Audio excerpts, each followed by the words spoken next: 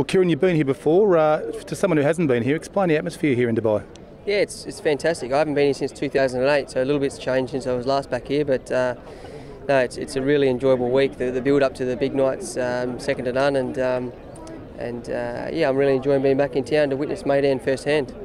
Without doubt, the whole of Australia are going to be watching in awe on Saturday night when you ride Helmet and Sepoy.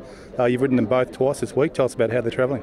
Yeah, they've come over really well. They've travelled over and settled in quite well, and you know, the facilities here for the equines is fantastic. And I rode them both on Tuesday morning as well as Thursday morning, and they've given me a nice feel. So you know, we're quite positive that they're going to run nice races. It's you know, it's obviously we're meeting some Northern Hemisphere horses, and it's hard to get a line up on the form, but probably out of the two horses I might lean towards Helmet being a little bit more adaptable to the track and enjoying it a little bit more. This is a tapeted surface which we haven't never raced on in Australia, so but all in all both horses seem to be in good shape. What about the barrier draws? Happy with the gates? Yeah, I mean, Helmet's drawn a little bit wide, but in sort of one positive from that, we won't be in the barriers too long, as all the Aussies seen, where you can miss the start if things go wrong, and he can sort of be in there too long. So you know, we'll be able to ride a race to suit ourselves from that barrier, and Sepoy's drawn 9, so there looks to be plenty of speed in his race, and yeah, it's going to set us up for a nice strong finish. Helmet's been known to be a little bit quirky. Has he really settled into the surroundings here? Yeah, he has. He's always been a nice horse to ride in the mornings, and hopefully he can be on his best behaviour in the barriers on Saturday night, and we can start quite promptly and get into a winning spot.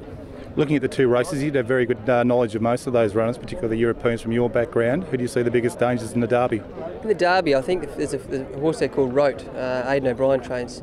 Another one, Daddy Longlegs, is going to be hard to beat as well. So there's a horse from Canada that I watched winning quite well that Herman Brown trains and Glenn Schofield rides. He won quite nicely last year. I think it was over 2,000 metres or 1,900 in Woodbine. So there's some quality form coming out of those races, and yeah, it's not going to be an easy task, that's for sure. Gold Shaheen looks to be plenty of speed on there with Rocket Man, Lucky 9, and the American horse of Bob Baffert's being a real speed machine. Where do you see yourself fitting in there in the run? Yeah, well, it's sort of 3 or 4 there underneath me. They're going to go forward. So plus there's a horse in Exile. It's got speed outside me. A horse of Danny Nichols's. So I'd love to be sort of 4th or 5th in the running line, just slot in, get a bit of a trail, and then come with one last crack at them. You know, there's going to be too much speed for us to sort of burst out and get across and try and get on the rail, I think. So we're just going to have to be a little bit conservative early to get into a rhythm and find a spot where we can get some cover and get a nice trail.